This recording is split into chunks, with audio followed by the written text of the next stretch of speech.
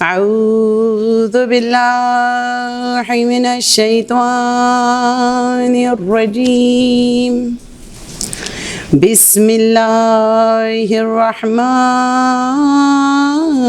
الرحيم الحمد لله رب العالمين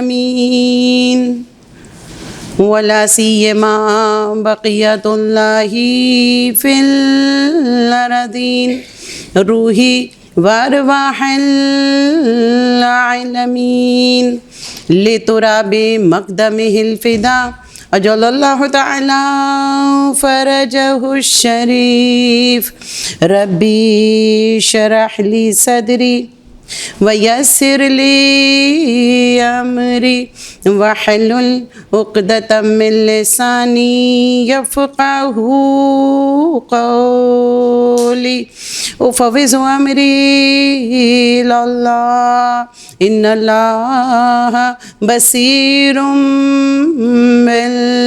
بالعباد صلوات اللهم صل على محمد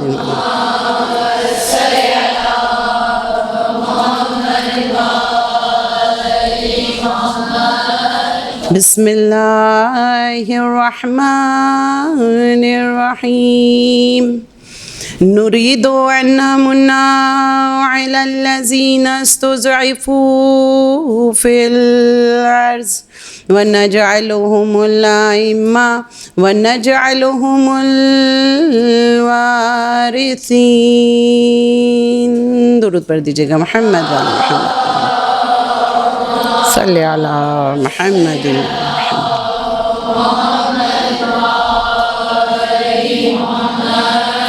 اذان تمام حمد تمام ثنا پروردگار عالم کے لیے اور تمام درود اور سلام ان ذوات مقدسات کے لیے کہ جن کے صدقے میں پروردگار عالم نے کل کائنات کو خلق کیا اور قل لا اسألکم علیہ اجرا الا المودۃ فی القربہ کہہ کر ان کی اطاعت اور مودت کو ہم سب کے اوپر واجب اور لازم قرار دے دیا۔ اور یقیناً آپ سب ذاکرات اور ذاکرات کا مقام اور مرتبہ عند اللہ بڑا بلند ہے۔ مسلسل آپ کی خدمت میں یہاں پر دروس پیش کیے جا رہے ہیں۔ ضرورت اس بات کی کہ آپ ان دروس کو سیکھیں سمجھیں اور پھر اس کے بعد خلوص نیت کے ساتھ اپلائی کریں۔ آج انشاءاللہ آپ کی خدمت میں یہاں پر جو موضوع ہوگا وہ المہدی فی القرآن کے حوالے سے ہوگا۔ اچھا، المہدی فی القرآن اس سے پہلے کچھ تھوڑی سی گفتگو آپ کی خدمت میں آپ کے لیے بیان کروں کہ ہم جب کبھی منبر پر آتے ہیں یا آنا چاہتے ہیں تو ایک ڈیوٹی صادق آل محمد امام جعفر صادق علیہ الصلاۃ والسلام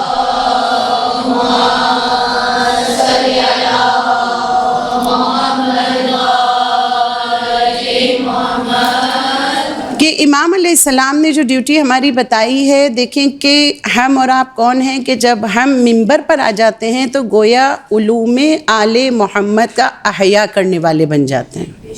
خوب ہے کہ نہیں ہے؟ جب پوچھا تھا مولا سے کسی نے کہ علوم آل محمد کا احیاء کرنے سے کیا مراد ہے، تو کہا جو ہماری احادیث کو خلوص نیت کے ساتھ امانت داری کے ساتھ دوسروں تک پہنچائے ہماری احادیث کو، وہ علوم آل محمد کا احیاء کرنے والا۔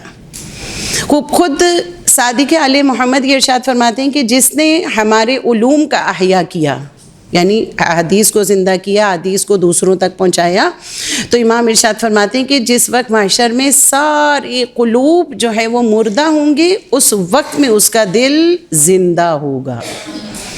یعنی دیکھیں یہ ہمارے اور آپ کے لیے حوصلہ افزا بات ہے کہ نہیں، کہ خدا نے ہمیں کس مقام تک پہنچا دیا۔ یہ مقام جو منبر آپ کو عطا ہوا ہے، یہ منبر کوئی معمولی منبر نہیں ہے۔ اور اس منبر پر جب ہم آتے ہیں تو یقیناً ہمیں اذکار، ہم یہاں پر ہر طرح کی چیزیں آپ کو مسلسل بتائی جا رہی ہیں، کبھی خلوص نیت کے حوالے سے ہے کہ آپ نے اپنی نیتوں میں خلوص رکھنا ہے، کبھی علم کے حوالے سے ہے، کتابوں کا تعارف آپ کو بتایا جا رہا ہے۔ آپ یہاں پر جب آپ آتی ہیں منبر رسول پر بیٹھنے سے پہلے کچھ تیاری آپ نے ضرور کرنی ہے۔ دیکھیے ایک تیاری تو وہ تیاری ہے جو فزیکل تیاری آپ لوگ کرتے ہیں کہ بھئی ڈریس کیسا ہو، بیٹھنے کا انداز کیسا ہو، آپ کے چہرے کے ایکسپریشنز کیسے ہوں، آپ کی باڈی لینگویج کیسی ہو، آپ کے ہاتھ میں رومال ہو، آپ جو ہے وہ اس طرح سے بیٹھیں کہ سامنے والے کو لگے کہ ہاں گفتگو اور کلام کا آپ کے اثر ہو. ایسے ہی کہ ایک طرف تو یہ ہے کہ آپ ظواہر آپ اپنے اوپر توجہ دے رہے ہیں، ایک یہ ہے کہ آپ اپنے باطناً یان جانیے کہ آپ جو ہے اگر اپنے باطن کے اوپر توجہ دیں گے، روحانیت کے اوپر توجہ دیں گے تو ظواہر خود بخود آپ کا اچھا ہو جائے گا. تو ضروری کس بات کی ہے کہ جب آپ منبر پر جائیں تو جانے کے بعد 4 کام کم از کم ہیں کہ جن کا آپ نے خیال رکھنا. دیکھیے پہلی چیز کون سی ہے کہ پہلی چیز ہے آیات قرآنی کا صحیح استعمال اور صحیح جگہ. یعنی جب آپ حدیث پڑھ رہی ہوں صحیح مقام پر آیات قرآنی کا استعمال اور صحیح جگہ پر ان آیات قرآنی کو استعمال کرنا. اچھا خوب، آیات قرآنی جو پہلا میں نے آپ کو بتایا اس کو نوٹ کر لیجئے گا کہ یہ آیات قرآنی کی کیٹیگریز بنا لیجئے گا اپنے پاس، کیونکہ دیکھیے آیت قرآنی کے بغیر آپ کی جو ذاکری ہے، جو آپ کی حدیث ہے، یہ مکمل نہیں ہوتی نا. تو کیٹیگریز بنا لیجئے گا کس طرح کے وہ آیات، اگر لیپ ٹاپ ہے آپ کے پاس اور آپ ایم ایس ورڈ یوز کرتی ہیں تو آپ اس کو اس پہ آپ بنا لیجئے گا، نہیں تو آپ اگر رجسٹر کوئی بنا رہی ہیں تو آپ اس کو آیات قرآنی کو لکھ لیجئے گا. کیٹیگریز کیسے بنائیں گے؟ آپ کے کام یہ ساری زندگی آتا رہے گا. پہلی جو کیٹیگری آپ آیات قرآنی کی بنائیں گی وہ آیات ایک طرف کر لیجئے گا قرآن سے کہ جو فضائل اہل بیت کے لیے ہیں، یعنی جس میں ٹپیکل اہل بیت کے فضائل بیان ہوئے ہیں ان کو آپ الگ کر لیجئے، ان کو آپ نمبرنگ کر کے آپ اپنے پاس نوٹ کر لیجئے.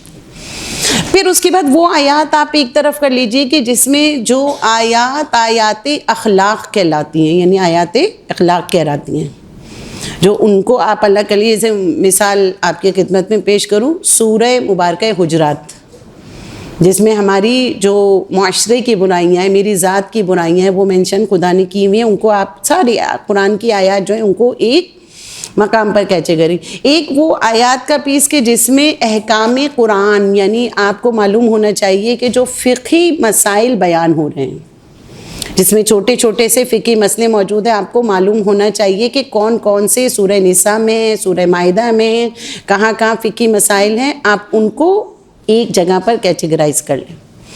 پھر اس کے بعد کچھ آیات قرآن میں ایسی ہیں کہ جو خود امام زمان، امام عصر، امام مہدی علیہ السلام کے حوالے سے ہیں.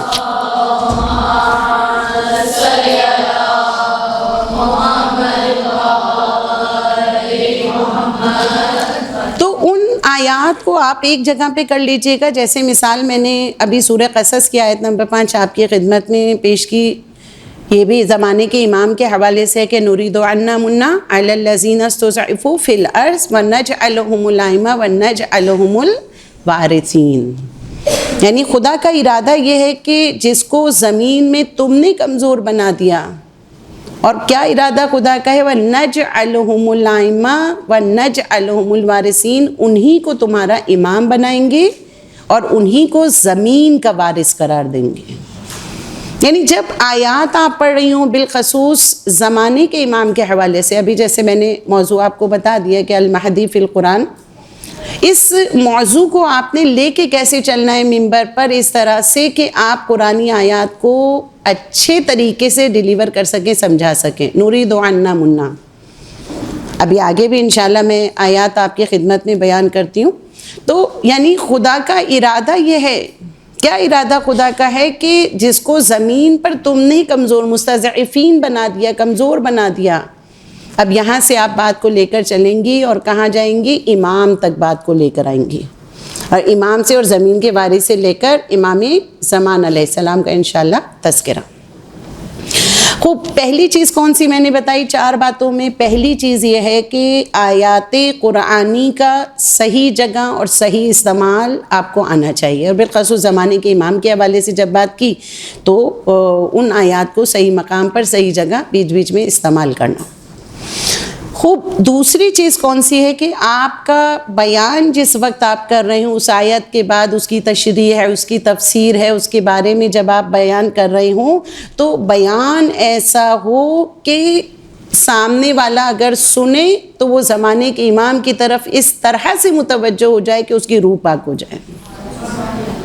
یعنی ایسا نہیں ہے کہ وہ اٹھے سنے اور اٹھ کر اپنے گھر کو جائے اور اس کے اوپر کوئی اثر نہ ہو. نہ، ایسا بیان ہونا چاہیے آپ کا کہ کانوں سے ہوتا ہوا اور دل میں اترے اور دل سے ہوتا ہوا اعضاء و جوارح سے اس کے ظاہر ہو جائے.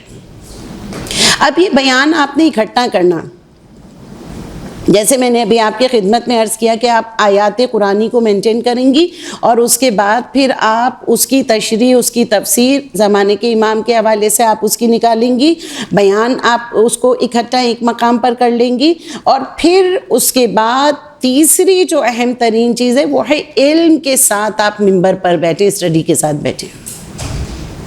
جب ہم تاریخ میں دیکھتے ہیں نا تو بڑے بڑے علماء گزرے ہیں جن سے پوچھا جاتا تھا، کہتے تھے کہ نہیں، تیاری کے بغیر ممبر پر نہیں بیٹھنا چاہیے. یعنی جب کوئی مجلس ہو، ایسا نہیں ہو کہ آپ نے 3 مجلسیں اگر ایک دن میں پڑھی ہیں تو ایک جو پڑھی ہے اس کے بعد پھر 2 میں تیاری نہ کریں. نہ، ہر مجلس سے پہلے بیٹھے، اپنا پورا ریکارڈ نکالے، آپ کتابیں جو آپ کو بتائی گئی ہیں، ریکمنڈڈ بکس ہیں، آپ ان کو پڑھیے، ویب سائٹ، یعنی آپ نے اسٹڈی کر کے آپ نے ممبر پر، بالخصوص زمانے کے امام کے حوالے سے تو اسٹڈی آپ کرتی رہیے کتابوں کی.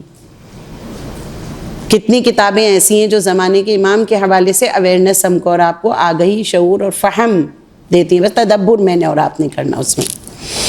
خوب، اس کے بعد پھر تیسری چیز ہو گئی. چوتھی چیز جو سب سے اہم ترین چیز ہے کہ خواتین کے حوالے سے، چونکہ آپ خواتین ذاکرات ہیں، لہٰذا سب سے اہم ترین کام آپ کا یہ ہے کہ ممبر پر بیٹھیں اور زمانے کے امام کی طرف لوگوں کو آپ متوجہ کریں. کس طرح متوجہ کریں گی کہ سامنے والا آپ کی بات سے، جیسے میں نے ابھی آپ سے کہا کہ آیت جب آپ لیں گی اور آیت کا بیان آپ کا اچھا ہوگا، سامنے والا خود اٹریکٹ آپ کی طرف ہوگا.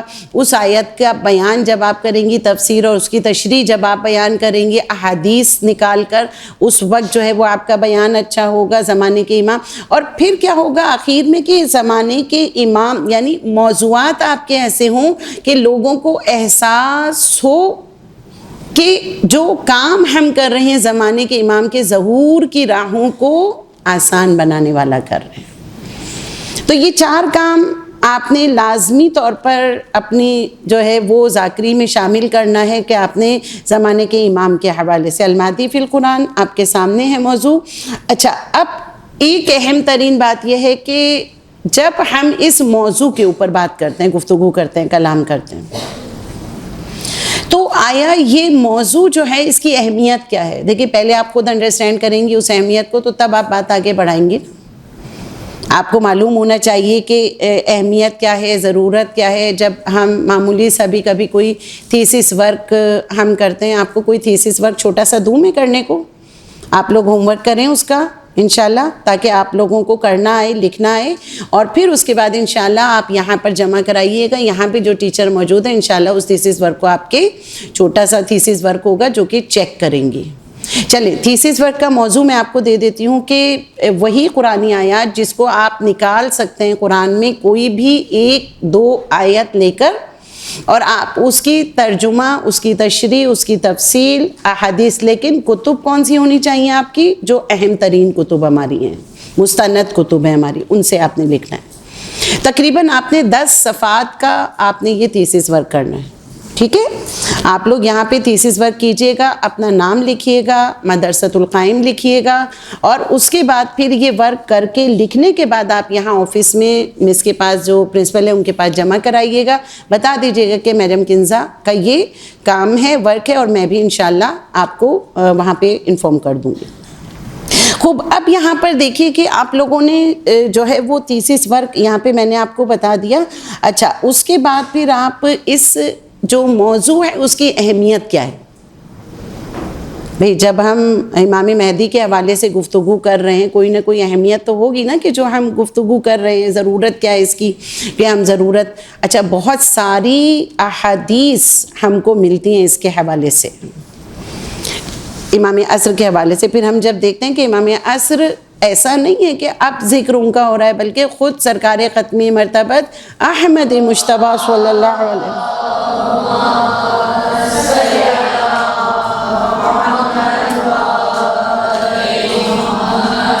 کہ اللہ کے رسول نے بالکل ابتدائی اسلام سے ہی متوجہ کیا ہے۔ عزیزان، کتاب کا نام کمال الدین و اتمام نعمت، شیخ صدوق کی کتاب، اور بڑی بہترین کتاب جو ریکمنڈڈ آپ کے لیے یہاں پر کی بھی گئی ہے، مینشن کی گئی ہے۔ آپ اس کتاب کو لے لیجئے گا، چاہے ای بک لے لیں، چاہے آپ ویسے بک اپنے پاس رکھیں، فزیکلی بک رکھیں، ہارڈ کاپی رکھیں، لیکن یہ کمال الدین کتاب بڑی بہترین کتاب زمانے کے امام کے حوالے سے۔ اچھا، اس کی روایت میں آپ کی خدمت میں بیان کروں کہ اللہ کے رسول، اس میں بہت ساری روایات ہیں لیکن صرف ایک روایت اپنے ٹائم کو دیکھتے ہوئے آپ کی خدمت میں بیان کروں، اور آگے آپ کے لیے ریسرچ کا دروازہ کھلا ہے، آپ جائیے خود کتاب کو پڑھیے، اہمیت اور ضرورت وہاں سے آپ نکالیے۔ خوب، اب جب کمال الدین کی روایت پہ میری نگاہ پڑی تو اس میں اللہ کے رسول نے ارشاد فرمایا کہ قائم میرے فرزندوں میں سے ہوگا، قائم میرے فرزندوں میں سے ہوگا، جس کا نام میرا نام، جس کی کنیت میری کنیت، جس کی رفتار اور گفتار اور سیرت میں وہ میری مانند ہوگا، لوگوں کو آئین، شریعت اور احکام خدا اور کتاب خدا کی تعلیم وہ کرے گا۔ اب دیکھیں، کیا اللہ کے رسول کے الفاظ میرے اور آپ کے لیے معنی نہیں رکھتے ہیں نا؟ کہ جو اللہ کے رسول بیان کر رہے ہیں یقیناً وہ رحمت للعالمین ہیں، وہ حبیب خدا ہیں، وہ اگر کچھ کہہ دیتے ہیں تو ہمارے اور آپ کے لیے حجت ہے۔ تو اللہ کے رسول کے الفاظ آگے غور کیجئے، آپ نے ارشاد یہ فرمایا کہ جس نے ان کی اطاعت کی اس نے گویا میری اطاعت کی، جس نے ان کی نافرمانی کی گویا میری نافرمانی کی، جس نے ان کا انکار کیا گویا میرا انکار کیا۔ یعنی کب؟ زمانہ غیبت میں اگر کوئی ان کا انکار کر رہا ہے تو گویا اس نے، اللہ کے رسول ارشاد فرما رہے ہیں کہ اس نے میرا انکار کیا۔ پھر اس کے بعد کہا کہ جس نے ان کی تکذیب کی اس نے میری تکذیب کی، جس نے ان کی تصدیق کی اس نے میری تصدیق کی، جس نے ان کو جھٹلایا اور ان کا انکار کر دیا، گویا اس بات سے جو میں اس وقت کر رہا ہوں، اللہ کے رسول کا فرمان کیا ہے کہ اس وقت جو میں بات کر رہا ہوں گویا اس بات سے انکار کیا اور اس نے امت کو گمراہ کر دیا۔ اب سب سے امپورٹنٹ حصہ اس حدیث کا کہ اللہ کے رسول ارشاد فرماتے ہیں کہ میں اس کی شکایت اللہ کی بارگاہ میں کروں گا، اور سورہ شورى کی آیت 227 2-7 وہاں پر آپ نے پڑھی، اور کیا پڑھا؟ وَسَيَعْلَمُ الَّذِينَ ظَلَمُوا أَيَّ مُنْقَلَبٍ يَنْقَلِبُونَ، کہ عنقریب ظالم اپنے کرتوتوں کو دیکھ لیں گے کہ انہوں نے کیا کمایا کس طرح سے۔ ٹھیک ہے؟ تو اچھا، اب یہاں پر ایک بات کون سی ہو گئی؟ ہماری اور آپ کی بات ہو گئی کہ بھئی ہم نے اور آپ نے اس اہمیت کو اجاگر کرنا، پہلے خود انڈرسٹینڈ کریں کہ ہاں زمانے کے امام کے حوالے سے اگر مجھے کہیں گفتگو کرنی ہے تو اس کی اہمیت کیا ہے، اس کی ضرورت کیا ہے۔ اس کے بعد جب ممبر پر بیٹھیں تو لوگوں کو یہ بتائیے، خواتین کو یہ بتائیے کہ کس طرح سے آپ نے زمانے کے امام کی ضرورت کو محسوس کرنا ہے۔ زمانے کے امام فقط اس لیے نہیں ہے کہ ہم اور آپ یہ جو ہے وہ بس یہ پڑھ دیں کہ بھئی زمانے کے امام نہ ہوں تو یہ زمین اپنی تنابوں پہ نہیں رہ جائے گی، زمانے کے امام نہ ہوں۔ خود یہ ہے ویلڈ بات کہ زمانے کے امام خود ارشاد فرما رہے ہیں کہ اگر میرا وجود نہ ہو تو یہ زمانہ تم کو درندوں کی طرح چیر پاڑ کے کھا جائے۔ یعنی اگر آج آسمان سے پانی برس رہا ہے وجود امام زمانہ کی برکت، زمین سے اگر اناج اگ رہا ہے وجود امام زمانہ کی برکت۔ ٹھیک، تو یہاں تک بات ہماری آئی ہے۔ پھر اس کے بعد ایک اور اہم ترین چیز کہ غیبت کے مفہوم سے آشنا ہو۔ خود مجھے پتا ہو نا کہ غیبت کیا ہے امام کی، جب ہم بار بار کہتے ہیں زمانہ غیبت میں ہم زندگی گزار رہے ہیں تو یہ غیبت ہے کیا؟ کیا آپ میں سے کوئی بتا سکتا ہے کہ غیبت کا مفہوم دراصل کیا ہے؟ پھر میں بتاتی ہوں انشاءاللہ۔ مختصر بھلی ایک جملے میں کوئی بتا دے کہ غیبت کا مفہوم کیا ہے۔ آپ کا کیا دماغ کہتا ہے؟ آپ ذاکرات بننے آئی ہیں نا، یہاں پر آپ ذاکری کرنے کے لیے آئی ہیں، تو کچھ تو ذہن میں آپ کے ہوگا امام زمانہ کے حوالے سے کہ غیبت کا۔ جی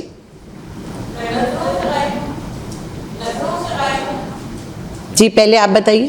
جی کیونکہ پہلے دور سے لے کر 11ویں امام تک بہت زیادہ شدت سے مظاہر ہوئے لوگوں پر اور شہادت تک کسی نے پائی مختلف طریقوں سے. ٹھیک ہے. اس وجہ سے اللہ تعالیٰ کا یہ مشیت تھی اللہ تعالیٰ کی کہ نہیں دیکھیں یہ تو مشیت آپ نے صحیح کہا, یہ تو مطلب غیبت میں گئے. خود پردہ غیب کیا ہے, اس کا مفہوم کیا ہے, غیبت کہتے کس کو ہیں؟ جی آپ کچھ کہہ رہی تھی. جی نظروں سے غائب, ٹھیک ہے. اچھا دیکھیے یہاں پر جب ہم غیبت کے مفہوم کو دیکھتے ہیں نا تو غیبت کا مفہوم ایک ہے لغوی معنی اور ایک ہے اصطلاحی معنی. لغوی معنی وہی ہیں کہ لغوی معنی یعنی بظاہر امام ہماری نظروں سے پوشیدہ ہیں, پوشیدہ ہونا غیبت کا مفہوم ہے, پردے میں چلے جانا, پوشیدہ ہونا. اچھا اب اس کے جو لغوی معنی ہیں وہ 3 معنی ہیں, 3 معنوں میں. اب ہم تھوڑا سا توجہ اس کے اصطلاحی معنوں کے اوپر کرتے ہیں تاکہ ہم صحیح جو غیبت کا مفہوم اصطلاح میں ہے ہم وہ نکال سکیں. ٹھیک ہے. 3 چیزیں آپ کی خدمت میں یہاں میں بیان کروں گی. پہلی چیز کون سی ہے کہ غیبت کا جو مفہوم اصطلاحی ہے وہ یہ ہے کہ امام عصر علیہ السلام دنیا سے کنارہ کشی کر کے گوشہ نشینی کی زندگی گزار رہے ہیں, سب سے دور ہیں, غیبت میں ہیں, گوشہ نشین ہو گئے ہیں, ایک طرف ہیں. خوب پہلا مفہوم یہ نکلتا ہے. خوب دوسرا مفہوم کون سا یہاں پر نکلتا ہے کہ امام عصر علیہ السلام ہر مقام پر موجود ہیں, ہر جگہ موجود ہیں, مولا اجتماعات میں جو ہے وہ شریک بھی ہوتے ہیں, لوگ ان کو دیکھتے ہیں لیکن لوگوں کی نگاہوں سے وہ غائب ہیں. دوسرا مفہوم ہو گیا. کیا تیسرا مفہوم کیا ہے انہوں نے, یعنی تیسرا مفہوم یہ ہے کہ امام زمان علیہ السلام نے لوگوں سے رابطے کو منقطع کر لیا ہے. ہاں کبھی کچھ ہوتا ہے تو کسی سے رابطے کو اپنے وہ بحال رکھتے ہیں. اب آیا ان تینوں میں اگر ہم دیکھیں کہ کون سی ایسا مفہوم ہے کہ جو بظاہر نظر آتا ہے, یہاں پر یہ توجہ رکھیے گا کہ یہ غیبت کا مفہوم دراصل غیبت جو ہے وہ غیر مرئی ہونا نہیں ہے امام کی. بہت توجہ رکھیے گا. کیا مطلب ہے غیر مرئی؟ نہ نظر آنا. غیر مرئی کبھی نظر نہیں آتا. خدا کو ہم کہتے ہیں نا غیر مرئی ہے خدا, ہے نا. تو غیبت کا مفہوم یہ نہیں ہے کہ غیر مرئی ہے یا امام نے گوشہ نشینی اختیار کر لی ہے, نہ, بلکہ خود امام جو ہے وہ موجود ہیں, حاضر ہیں, تبھی تو ہم امام حاضر کہتے ہیں نا انہیں. ہمارے درمیان موجود ہیں, اجتماعات میں ہمارے ساتھ وہ امام شرکت کرتے ہیں. پھر اس کے بعد صادق آل محمد امام جعفر صادق علیہ السلام کی روایت.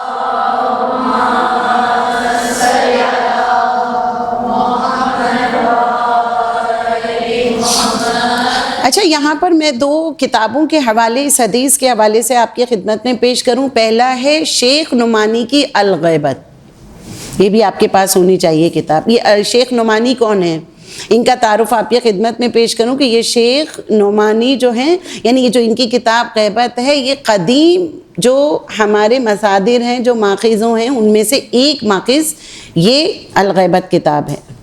یہ شیخ نعمانی کون ہیں, ان کے بارے میں یہ ملتا ہے کہ یہ سقہ الاسلام شیخ یعقوب کلینی کے نامور شاگردوں میں ان کا شمار ہے. کون شیخ یعقوب کلینی؟ انہوں نے کون سی اہم ترین کتاب لکھی ہے؟ شیخ یعقوب کلینی کی اصول کافی. یہ ان کے شاگردوں میں سے ایک شاگرد ہیں, انہوں نے بھی اس روایت کو بیان کیا ہے. پھر اس کے بعد کمال الدین و اتمام النعمت, جس کا ذکر میں نے پہلے آپ کی خدمت میں کیا, شیخ صدوق کی کتاب یہ ہے اور بڑی بہترین کتاب ہے. یعنی ایسی کتاب ہے کہ زمانے کے امام کے حوالے سے اگر آپ اس میں سے جو چاہیں گے آپ کو میٹر اس کتاب میں سے مل جائے گا.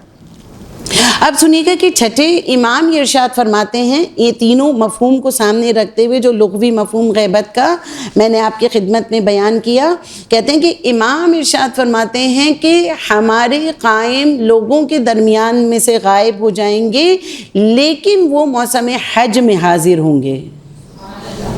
یعنی کہتے ہیں نا کہ میدان عرفات میں امام جو ہے وہ ضرور آتے ہیں, لوگ ان کو دیکھیں گے اور دیکھیں گے لیکن ان کو پہچان نہیں سکیں گے.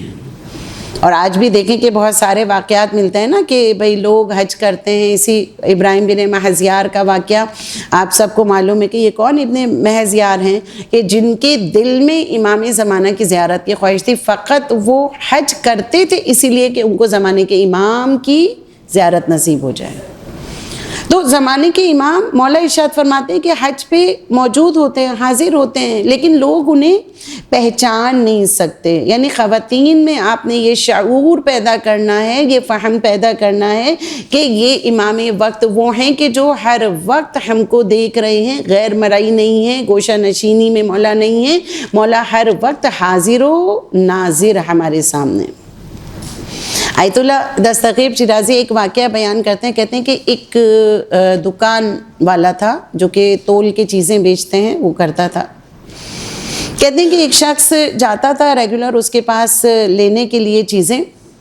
تو وہ اس کا کام کیا تھا کہ وہ جو چیزیں رکھی ہوئی ہوتی تھیں وہاں پر اس کے پاس تولتا تھا. جیسے ہی کوئی آتا تھا گاہک، کہتے تھے تولتا تھا، رکھتا تھا، باٹ رکھتا تھا، سامان رکھتا تھا، نظر اٹھا کر اوپر کچھ دیکھتا تھا اور اس کے بعد تول کر اس کو دے دیتا. تو آنے والا گاہک یہ کہتا ہے کہ میں نے یہ سوچا کہ نہ جانے کیا ایسی بات ہے کہ یہ جو ہے یہ کیا دیکھتا ہے اوپر. کہتے ہیں ایک دن میں پہنچ گیا اس کے پاس اور جا کر میں نے اس سے یہ کہا کہ بتاؤ کہ بھئی تم کیا اوپر دیکھتے ہو. کہتے ہیں آؤ دیکھ لو. کہتے جب میں وہاں پر گیا تو میں نے کیا دیکھا کہ وہاں پر لکھا ہوا تھا یا قائم آل محمد. اور وہ دکاندار یہ کہہ رہا تھا کہ میں جب کبھی تولتا ہوں، باٹ رکھ کے سامان کو تولتا ہوں، تو میں امام کے نام کو غور سے دیکھتا ہوں اور میں سوچتا ہوں کہیں ایسا نہ ہو کہ کسی دن امام میری دکان پہ سودا لینے کے لیے آ جائیں، کھڑے ہوئے ہوں یہاں پر، یا پھر امام حاضر و ناظر میں جانتا ہوں امام کو کہ میں سودا دے رہا ہوں. اگر میں ناپ تول میں کمی کروں گا میرے مولا مجھ کو دیکھ رہے ہیں. تو ضرورت کس بات کی ہے کہ میں نے اور آپ نے اس مفہوم کو واضح کرنا کہ امام ہمارے درمیان موجود ہیں، امام حاضر و ناظر ہیں. ہم امام کو دیکھ نہیں سکتے لیکن امام ہم کو دیکھ رہے ہیں. اپنی زندگی میں خلوص لائیے، اپنی زندگی میں سچائی لائیے، اپنی زندگی میں دیانت لائیے، امانت داری لائیے. تاکہ کیونکہ امام ہم کو دیکھ رہے ہیں. یہ شعور میں نے اور آپ نے جو ہے وہ پیدا کرنا. خوب. اس کے بعد پھر ہم دیکھیں کہ امام علیہ السلام کے فرامین کتنے. ابھی میں نے ابن محضیار کا واقعہ آپ کی خدمت میں بیان کیا تھا نا کہ امام علیہ السلام کی ذات وہ ہے کہ جو کسی کو جاتا ہے، جو چاہتا ہے جو ہے امام اسی کو ہی متوجہ ہوتے ہیں اور امام اس کو بلاتے ہیں. ابراہیم محضیار کون؟ کہ جو موسم حج میں جاتے تھے ہر سال. یہ حج آج کا حج نہیں کہ 4 گھنٹے میں جو ہے وہ پہنچ گئے امام کی خدمت میں، لیکن وہ والا حج تھا کہ جو زمانہ کون سا تھا کہ جس میں بہت زیادہ طولانی راستے کئی مہینے سفر کرنا پڑتا تھا. کہتے ہیں یہ پہنچے وہاں پر اور کس لیے کہ میدان عرفات میں ان کو مولا نظر آ جائیں، زیارت ہو جائے. کہتے ہیں جب آخری 20 حج انہوں نے مولا کی محبت میں کیے. اب غور کیجئے گا اس واقعے کے اوپر کہ امام دراصل ہم سے کیا چاہتے ہیں. کہتے ہیں ان کی ملاقات ہوئی کس مقام پر. کہتے ہیں کہ یہ رکن اور مقام کے درمیان خانہ کعبہ کے بیٹھے ہوئے تھے. بہت طولانی واقعہ مختصر کر کے آپ کی خدمت میں بیان کروں کہ ایک قاصد آیا، کہا چلو تمہارے امام تم کو بلا رہے ہیں. کہتے ہیں چونکہ یہ انتظار میں تو تھے کہ مجھے مولا کے پاس جانا ہے، مولا کی زیارت ہو جائے مجھ کو. چلے اس کے ساتھ چلے. جب پہنچے وہاں پر تو دیکھا دور سے جو خیمہ نظر آ رہا ہے وہ خیمہ ایسا ہے کہ اس کے اندر سے نور ساطع ہو رہا ہے. سمجھ گئے کہ اندر زمانے کے امام کا نور موجود ہے، امام ہے. کہتے ہیں جب اندر داخل ہوئے تو کیا دیکھا کہ وہ جو وہاں پر بیٹھے ہوئے تھے وہ امام زمین پر خط کھینچ رہے تھے. کہتے ہیں ایک مرتبہ میں نے سلام کیا، مولا نے جواب دیا، کہا ابراہیم اتنی تاخیر سے ہمارے پاس آئے ہو؟ کہا مولا تاخیر میری طرف سے ہوئی ہے. تاخیر میری طرف سے تو نہیں ہوئی مولا، میں نے تو 20 حج آپ کی محبت میں کیے. کہا تاخیر ہے. اب آپ اس سے اندازہ لگائیے، یہ ہم کو اس سے ایک سبق، ایک درس میں نے اور آپ نے لینا ہے کہ تاخیر امام کہہ رہے ہیں کہ تاخیر سے آئے ہو، یہ کہہ رہے ہیں تاخیر میری طرف سے نہیں ہوئی. یعنی ہم اپنی زندگی میں کتنے کام ایسے کرتے ہیں کہ ہم سمجھتے ہیں کہ امام قبول کر رہے ہیں. یہ سوچنا چاہیے کہ آیا امام قبول کر بھی رہے ہیں کہ نہیں کر رہے، ہے نا. اور پھر ان موانع، ان رکاوٹوں کو میں نے دیکھنا کہ جو میرے اور امام کے درمیان پردہ بن جاتی ہیں. امام تو دیکھ رہے ہیں لیکن ان رکاوٹوں کی وجہ سے مولا جو ہے وہ ہمارے اندر وہ روحانیت نہیں آ پا رہی، ہم اس طرح مولا کی طرف متوجہ نہیں ہو پا رہے. کہتے ہیں مولا نے وہاں پر یہ کہا کہ دیکھو 3 باتیں وہاں پر بیان کی مولا نے، اور یہ تینوں کی تینوں ہمارے لیے بڑی افیکٹو باتیں ہیں عزیزان۔ کیا ارشاد فرمایا مولا نے؟ کہا پہلے کہ دنیا کی محبت دل میں رکھتے ہو، ہم سے ملاقات کی تمنا کرتے ہو ابن مازیار۔ کیا مطلب ہوا کہ یہ دنیا جتنی ہمارے ارد گرد ہے، جتنی چیزیں ہمارے ارد گرد ہیں، کیا یہ باعث ہیں اس کا کہ زمانے کے امام ہم سے دور ہیں؟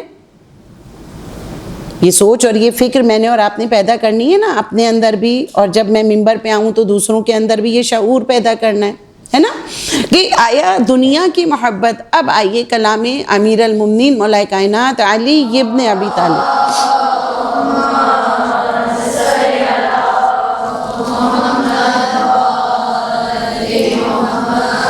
کہ آیا تھا ایک شخص مولا کی خدمت میں اور کہا تھا کہ مولا دنیا جو ہے وہ ہم دنیا کی محبت دل میں رکھتے ہیں، تو کیا یہ غلط ہے جو ہم دنیا کی محبت دل میں رکھتے ہیں؟ دیکھیے ایک عقلاً بات یہی ہے کہ یہ جو خدا نے نعمتیں عطا کی ہیں، حدیث قدسی میں ہے نا کہ اے ابن آدم یہ جتنی نعمتیں میں نے بنائی ہیں یہ ساری کی ساری تیرے لیے ہیں اور تجھ کو اپنے لیے خلق کیا ہے۔ نعمتیں کس کے لیے خلق کی گئی ہیں؟ تیرے لیے خلق کی ہیں۔ تو مولا یہ جو نعمتیں ہیں، یہ جو دنیا ہے، کیا اور اس نے معاشرت ہم رکھتے ہیں، ہم ایک دوسرے سے ملتے ہیں، ہم چیزیں خریدتے ہیں، گھر بناتے ہیں، سواری رکھتے ہیں، کیا یہ ساری کی ساری دنیا کی محبت ہم دل سے نکال دیں؟ تو اب سنیے گا امیر کائنات کا جملہ، کیا بہترین جملہ مولا کا، اللہم صلی علی محمد وعلی محمد،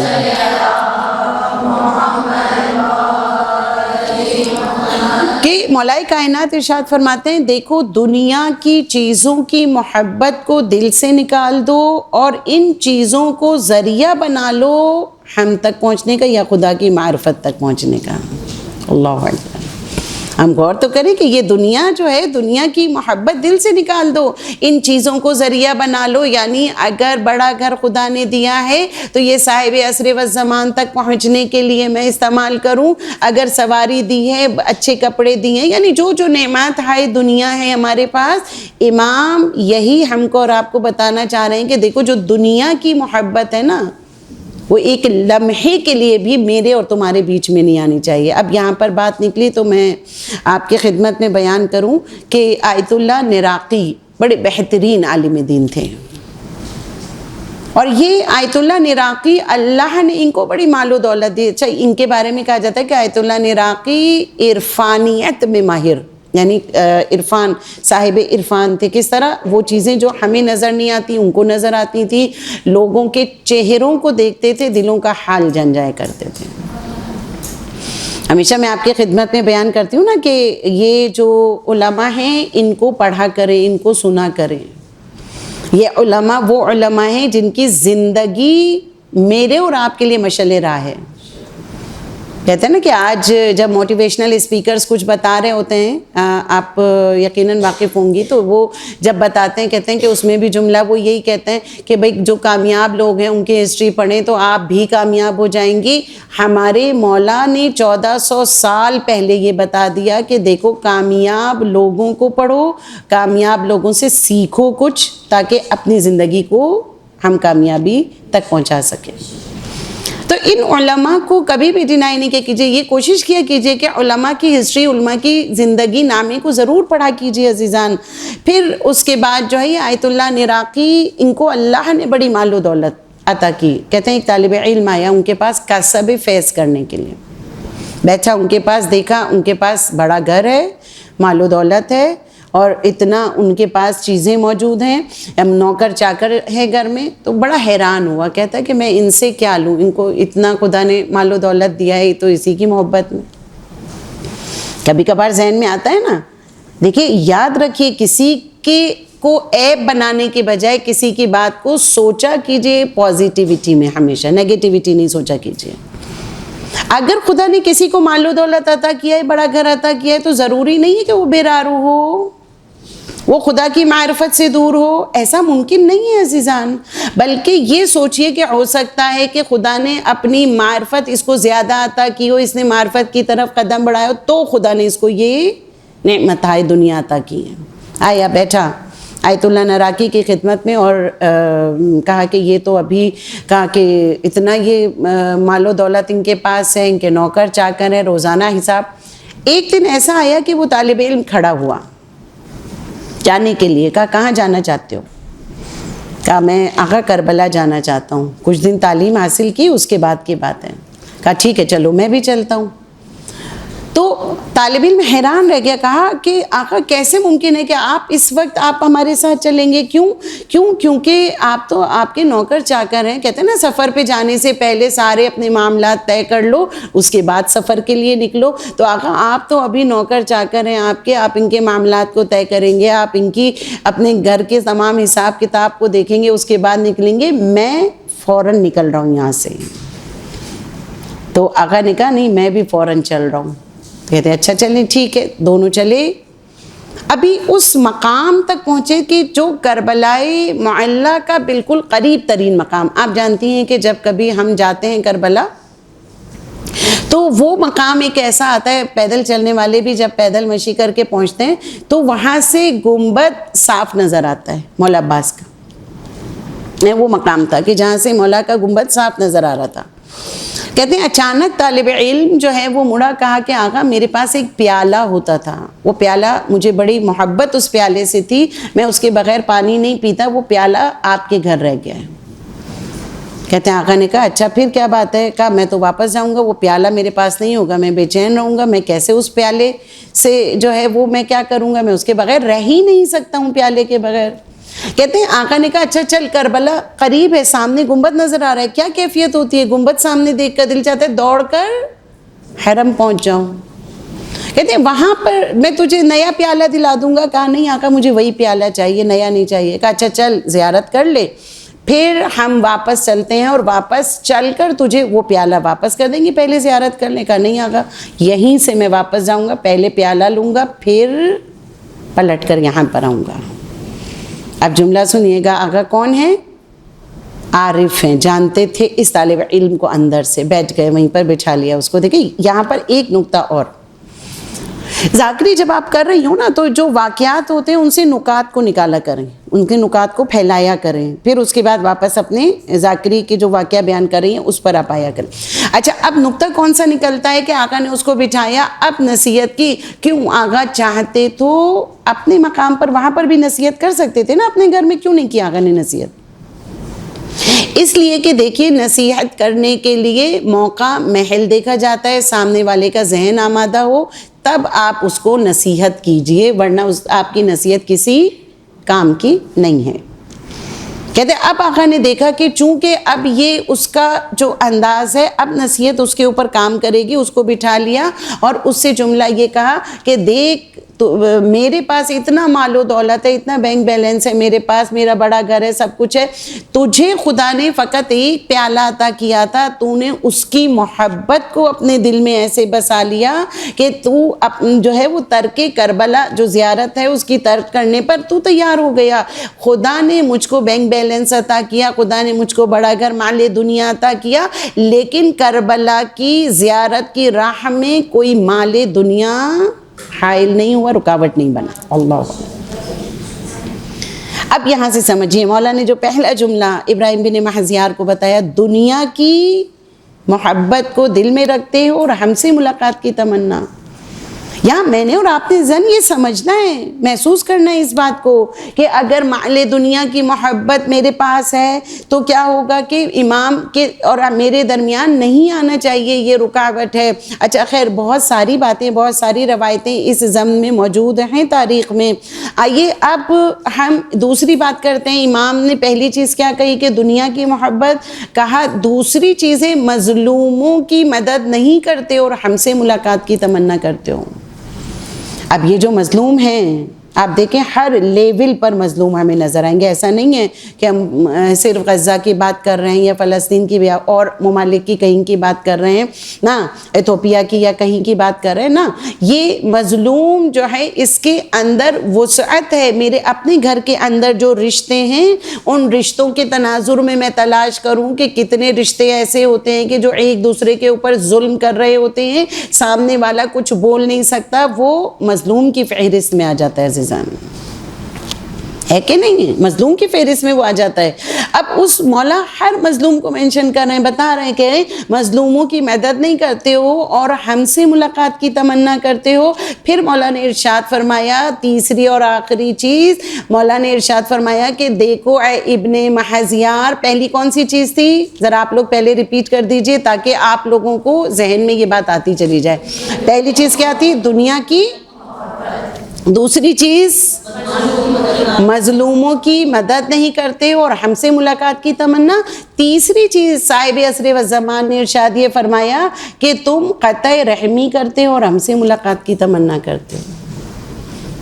یعنی آج میں نے اور آپ نے اگر خدا نے ہم کو منبر تک پہنچا دیا تو یہ شعور خود بھی آنا چاہیے تاکہ ہم امام کے قریب ہو سکیں اور دوسروں کو بھی یہ شعور, یہ احساس دلانا کہ یہ قطع رحمی خود ایک موضوع ہے جو پورا کا پورا موضوع ایک درس کا پورا موضوع بن سکتا ہے کہ ہم جب قاطع رحم ہوتے ہیں تو ہمیں کیا کیا نقصان ہوتے ہیں, صلہ رحمی کرتے ہیں تو اس کے فائدے ہمیں کیا کیا ہوتے ہیں. خوب, یہاں تک بات پہنچی کہ یہ شعور وجود امام کے حوالے سے میں نے اور آپ نے بیدار کرنا. پھر اس کے بعد آئیے اب آخری بات کہ وہ آیات قرآنی کے جو وجود امام کو بیان کرتی ہیں. بہت ساری آیات ہیں, میں نے ابھی کہا نا کہ آپ کیٹیگری کر لیجئے, بنا لیجئے امام کے حوالے سے جو آیات ہیں آپ ان کو ایک مقام پر اکٹھا کر لیجئے.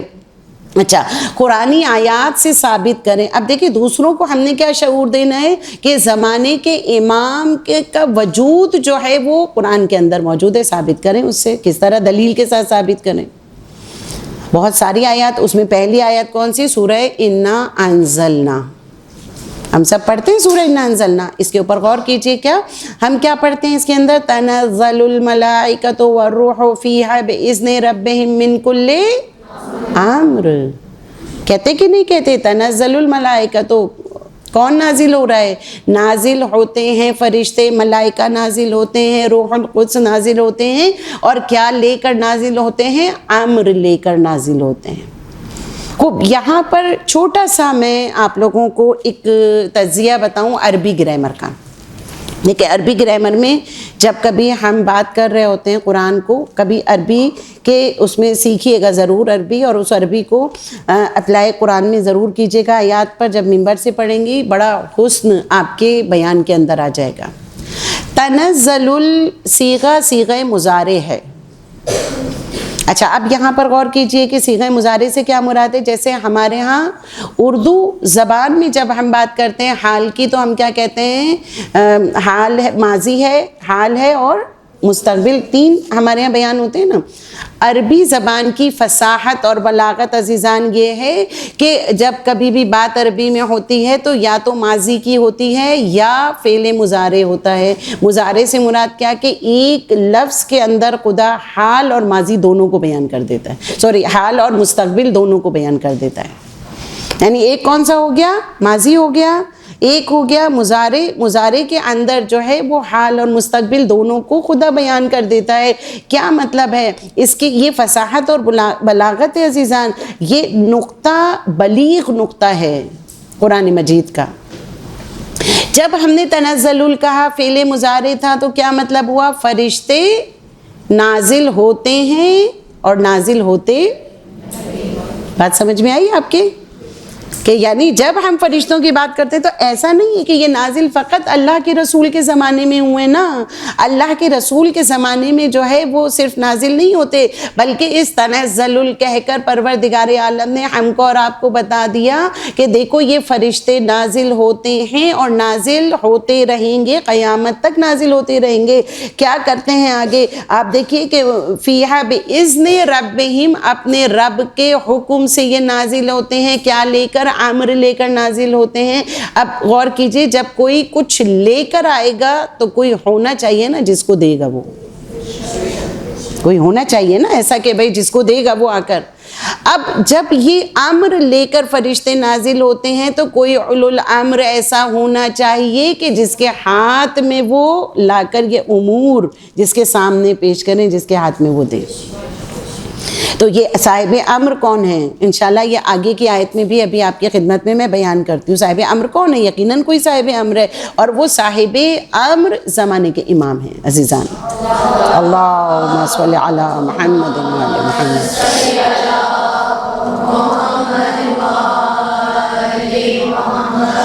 اچھا، یہاں پر اصول کافی کی ایک روایت آپ کی خدمت میں بیان کروں، امام محمد باقر علیہ الصلوۃ والسلام کی.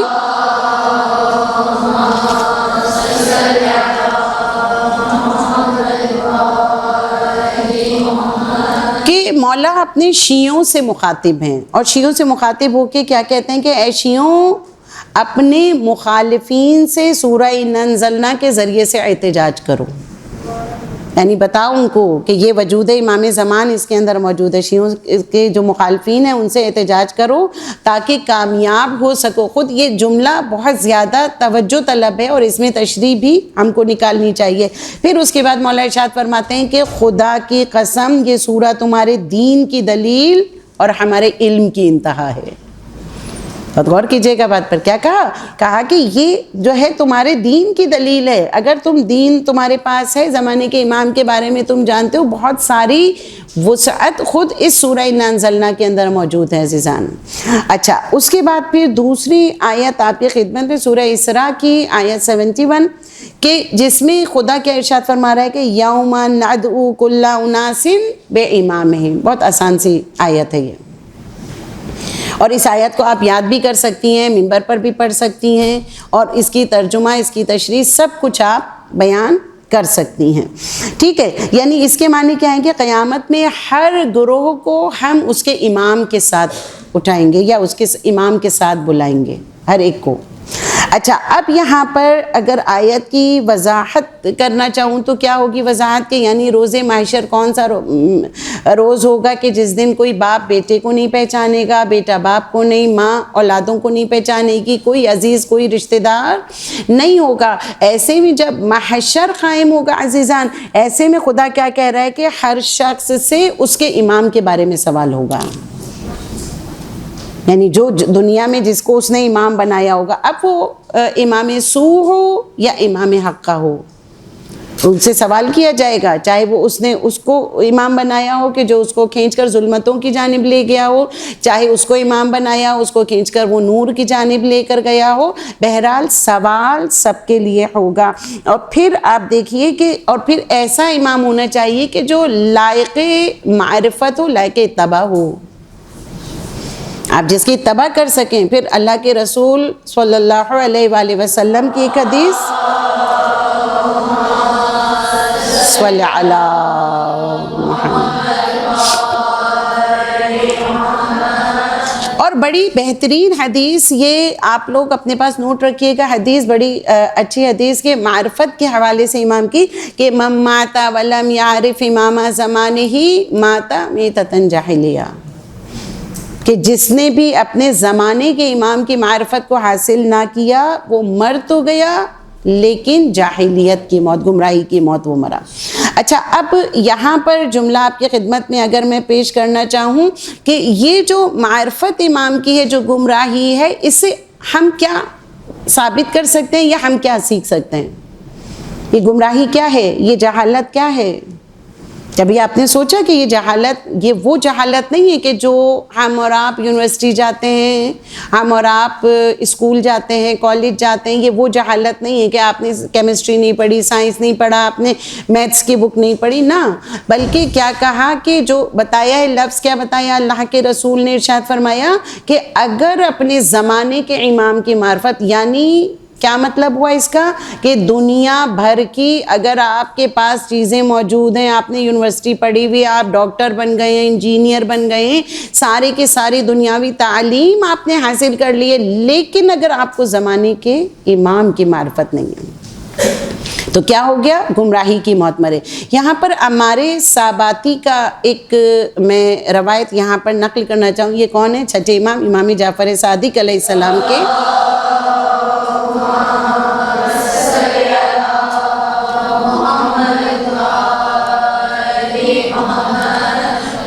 اللہ یہ ارشاد فرماتے ہیں کہ پروردگار عالم نے اس زمین کو خالی نہیں چھوڑا ہے ایک ایسے امام کے وجود سے کہ جو حرام الہی کو حرام بتائے اور حلال الہی کو حلال بتائے. یعنی ہر وقت امام موجود ہیں، ہر وقت امام آپ کے لیے موجود ہے. اب یہاں پر جملہ یہ آپ کی خدمت میں چھوٹا سا، اور پھر انشاءاللہ آپ خود اس کے اوپر تحقیق کرتی رہیے گا بات کے اوپر، کہ اب جب زمانے کے امام ہمارے درمیان موجود نہیں ہیں تو اب ہم کیا کریں؟ امام موجود ہیں لیکن ہم امام تک جا نہیں سکتے، امام ہم تک آ نہیں سکتے. اب کیا کریں؟ اب وہ حدیث امام کی جو 11ویں امام کی بھی حدیث ہے، 12ویں امام کی بھی حدیث ہے کہ اب اگر تمہیں کوئی احکام لینا ہو حلال و حرام کا، ہمارے راویان کی طرف تم رجوع کرو. یعنی عقلاً یہ بات ثابت ہے کہ آپ جو دین میں فقاہت یتفقہوا فی الدین کہہ کر سورہ توبہ میں خدا نے ارشاد فرما دیا نا کہ دین میں فقاہت اختیار کرو، آؤ اور آنے کے بعد اپنے وطن والوں کے پاس آ کر ان کو ڈراؤ، ان کو بتاؤ کہ کیا حرام اور کیا حلال ہے. امام انہی کو ہی جن کو مجتہد فقیہ ہم اور آپ کہتے ہیں.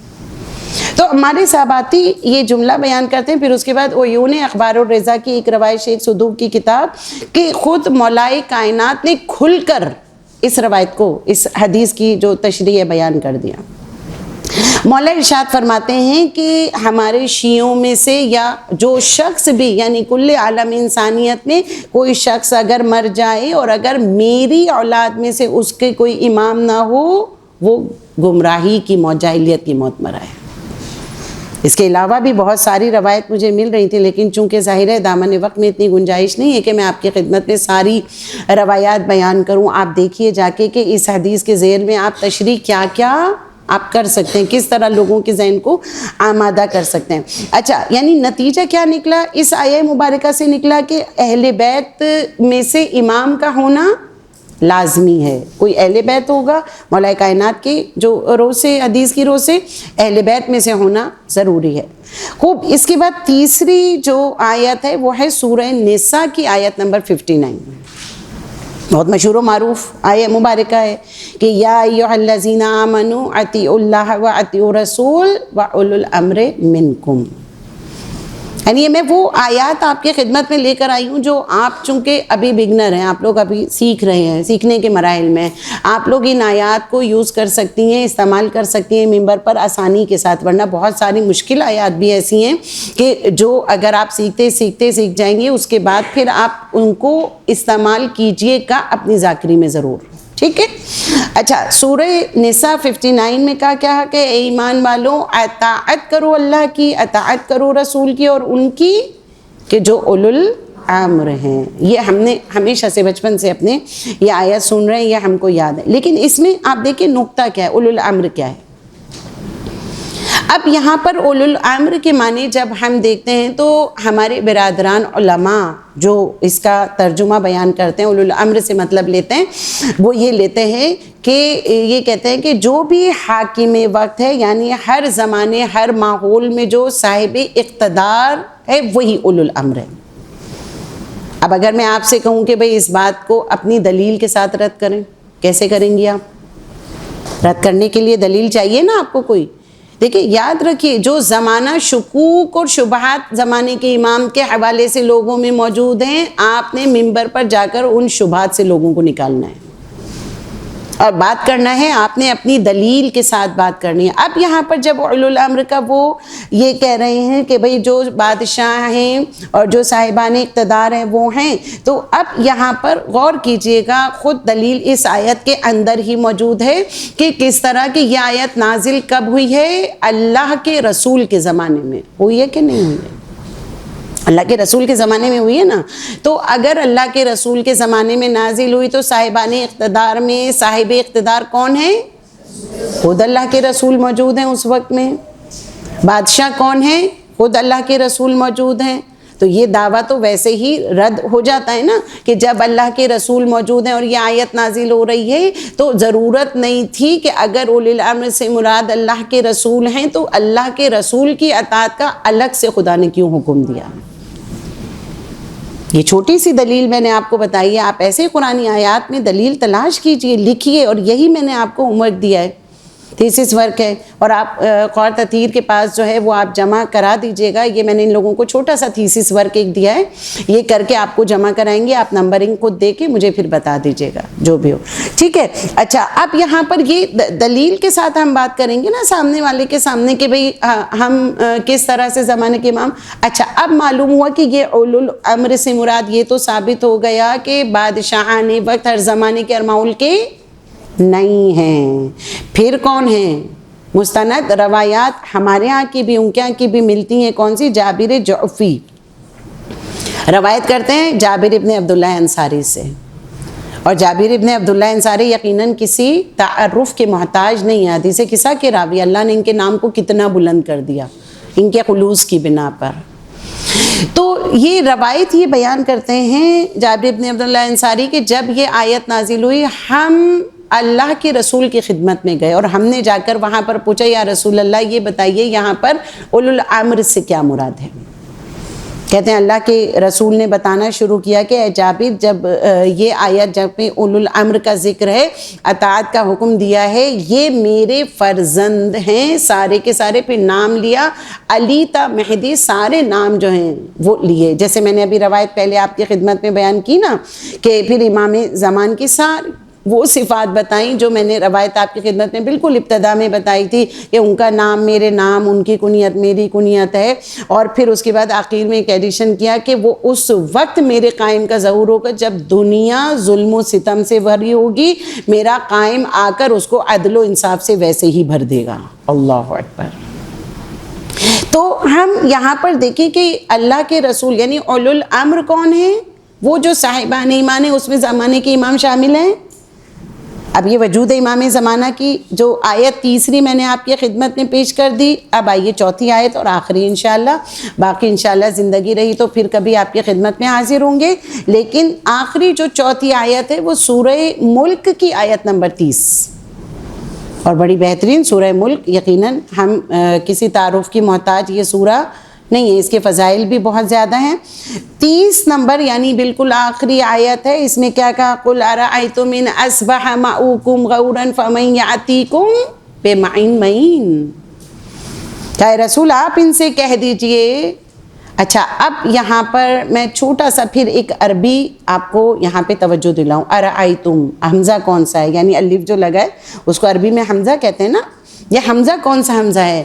علماء تفسیر کہتے ہیں کہ یہ حمزہ استفہامیہ ہے، یعنی سوالیہ ہے. اے رسول آپ ان سے کہہ دیجئے کیا خیال ہے تمہارا؟ کیا خیال؟ سوالیہ جملہ ہو گیا نا یہ.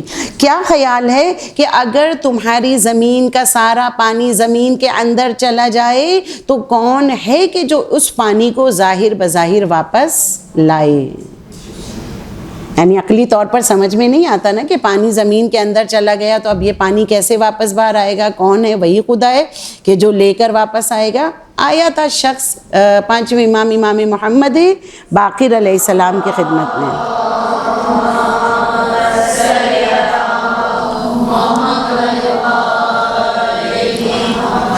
مولا کی خدمت میں آیا اور آ کر اس آیت میں یہ پوچھا کہ مولا یہاں پہ ماء معین سے کیا مراد ہے؟ یعنی وہی جو پانی چلا گیا اس سے کیا مراد ہے؟ کہتے ہیں اب سنیے گا مولا کون ہے. واقعی اگر ہم قرآن کو سمجھنا چاہتے ہیں نا تو قرآن اور اہل بیت دونوں ساتھ ساتھ ہوں. قرآن اہل بیت کے بغیر سمجھ میں نہیں آتا. ہمیں اہل بیت کی جب ہم حدیث پڑھ رہے ہوتے ہیں قرآن سے ملاتے ہیں تو سمجھ میں آ رہی ہوتی ہیں. تو یہ دونوں ساتھ ساتھ ہیں. آئے اور آ کر کہا کہ مولا یہاں پہ معین سے کیا مراد ہے؟ اب سنیے مولا ارشاد فرماتے ہیں یہ ان آیات میں سے ہے کہ جن کی تعویل ابھی ہونا باقی ہے. اب تعویل سے کیا مراد ہے؟ علوم قرآن آپ کو آنا چاہیے، پتہ ہونا چاہیے تعویل سے کیا مراد ہے. آپ کی زبان میں کہوں تو تعویل سے مراد امپلیمنٹ ہے، نافذ ہونا، کسی بھی آیت کا نافذ ہونا، امپلیمنٹ ہونا. مولا جب یہ کہہ رہے ہیں اس کی تعویل ہونا باقی ہے، سے کیا مراد ہے یہاں پر کہ تعویل ہونا باقی یعنی ابھی یہ آیت ابھی تک نافذ نہیں ہوئی ہے. کہا مولا سمجھ نہیں آئی، بیان کیجیے آگے. تو ارشاد مولا نے یہ فرمایا کہ یہاں پر یہ جو زمین کے اندر پانی کا ذکر ہے یہ میرے قائم امام مہدی کا ذکر مولا نے یہاں پر ارشاد فرمایا کہ یہ زمانہ غیبت کا ذکر ہے. اور یہ جو پانی واپس کون لائے گا؟ یہ یقیناً پروردگار عالم کے علم میں ہے کہ ظاہر بظاہر امام کا جب ظہور ہوگا، امام سامنے آئیں گے، تو یہاں پہ مائے معین سے مراد کوئی اور نہیں بلکہ میرے قائم امام مہدی علیہ الصلاۃ والسلام ہے۔ صلی علی محمد تو اب یہاں سے بات ہمیں سمجھ میں آئی کہ بالکل شروع سے ہم لے کر چلے تھے غیبت سے بات کو، اہمیت، ضرورت، پھر غیبت کا مفہوم، اور اس کے بعد پھر وہ آیات جو قرآن کے اندر ہمارے اور آپ کے لیے موجود ہیں۔ انشاءاللہ کہ پروردگار عالم ہم سب کو عمل کی توفیق عطا فرمائے، اور پھر بالخصوص آپ کے لیے تو عمل جو ہے وہ بہت زیادہ امپورٹنٹ ہے۔ اگر آپ عمل کی منزل پر نہیں ہوں گے تو سامنے والے کو آپ کنونس نہیں کر پائیں گے۔ خدا سے دعا ہے کہ خداوند متعال ہم سب کو اپنے حفظ و امان میں رکھے، ہماری توفیقات خیر میں اضافہ فرمائے، ہماری حاجتوں کو پورا فرمائے، اور زمانے کے امام کے ظہور میں تعجیل فرمائے، ہم سب کو امام کے بہترین اعوان اور انصار میں شامل فرمائے۔ ربنا تقبل منا انک انت السمیع العلیم برحمتک یا ارحم الراحمین۔ اللہم صل علی محمد